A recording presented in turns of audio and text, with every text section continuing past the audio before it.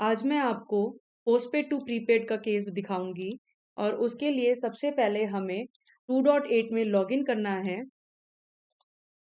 Login करने के बाद हम एक अकाउंट लेंगे।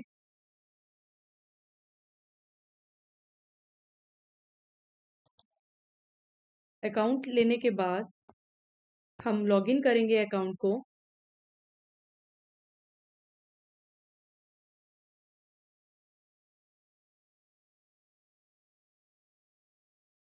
अकाउंट लॉगिन करने के बाद सबसे पहले हमें इसका सर्विस एग्रीमेंट चेक करना होता है। सर्विस एग्रीमेंट हमारा एक्टिव होना चाहिए।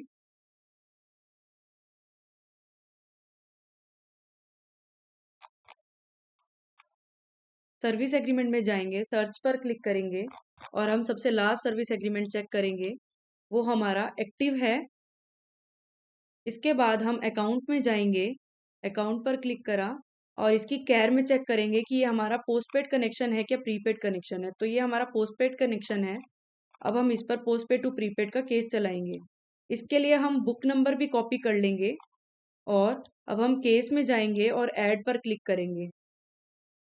ऐड पर क्लिक करने के बाद हम यहाँ पर डिस्कॉम वाइज जो हमारा डिस्कॉम है उसके अकॉर्डिंग MVVNL है तो MVVNL चूज करेंगे, पोस्टपेड टू प्रीपेड और ओके पर क्लिक करेंगे। ओके पर क्लिक करने के बाद हमें इसकी कैर्स एंटर करनी है। बुक नंबर डालेंगे, जो हमारा बुक नंबर हमने कॉपी किया था अकाउंट से, और जो हमारा डिस्कॉम है वो उसका बिलिंग साइकिल चूज करेंगे और टाइप ऑफ कनेक्शन लेंगे। टाइप ऑफ कनेक्शन हमारा अभी पोस्टपेड था। इसके बाद हम अपडेट बिल साइकिल पर क्लिक करेंगे।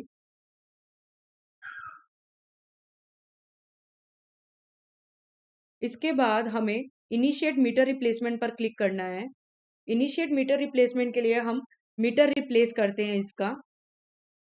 उसके बाद हम ये FA for meter replacement field activity choose करेंगे, क्योंकि मीटर रिप्लेस करना रहेगा पोस्टपेड से प्रीपेड जब कनेक्शन मूव होगा तो। इसके बाद हमारे पास दो ऑप्शन है, क्लोज और create adjustment cost of meter. हम कॉस्ट ऑफ मीटर इसकी चूज करेंगे, मीटर की कॉस्ट लगाएंगे इसके ऊपर और इसके ऊपर उसके बाद हम रिफ्रेश क्लिक करेंगे तो फील्ड एक्टिविटी करेंगे। ये हमारा फील्ड एक्टिविटी के लिए पॉपअप आया है तो हम फील्ड एक्टिविटी चूज करेंगे यहाँ से और जो हमारी पेंडिंग फील्ड एक्टिविटी है उस पर क्लिक करेंगे। इसके बाद हम इसकी कैर में जाएंगे और जितने हमारे ये स्टार मार्क्स रहेंगे उसको हम न्यूमेरिक वैल्यू कर देंगे। हम इसको 1 से रिप्लेस कर रहे हैं, कोई भी न्यूमेरिक वैल्यू देकर इसको रिप्लेस कर सकते हैं। और यहाँ पर हम जाएंगे और एक मीटर आईडी का ऑप्शन सिलेक्ट करेंगे। यहाँ पे हमें इसकी मीटर आईडी चूज करनी रहेगी और हम यहाँ पर इसकी मीटर आईडी के लिए इसकी वैल्यू डालेंगे। जो हमने ऑलरेडी एक मीटर क्रिएट किया उसको हम यहाँ पर डालेंगे और यहाँ पर सेव कर देंगे। ये मीटर को हमने सेव कर दिया यहाँ पे।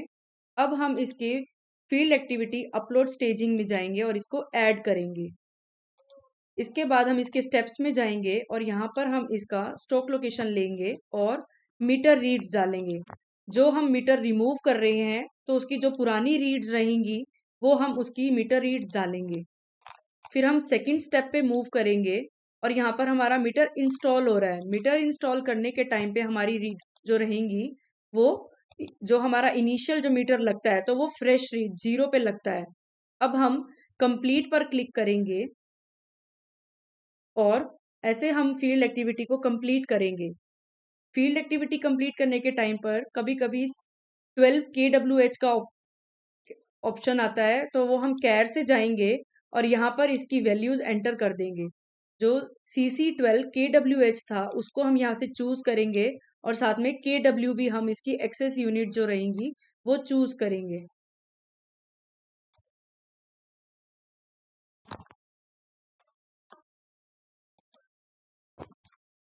ये हमने KW वैल्यू भी चूज कर ली और यहाँ पर हम कुछ न्यूमेरिक वैल्यू डालेंगे और वापस स्टेप्स में जाएंगे और इसको कंप्लीट पर क्लिक करेंगे।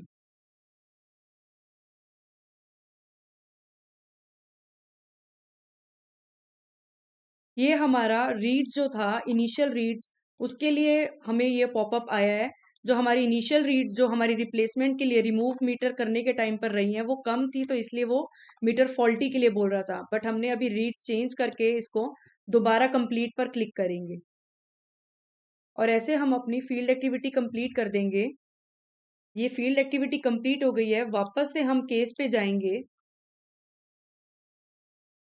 केस पे जाने के बाद हम दोबारा कॉस्ट ऑफ मीटर पर क्लिक करेंगे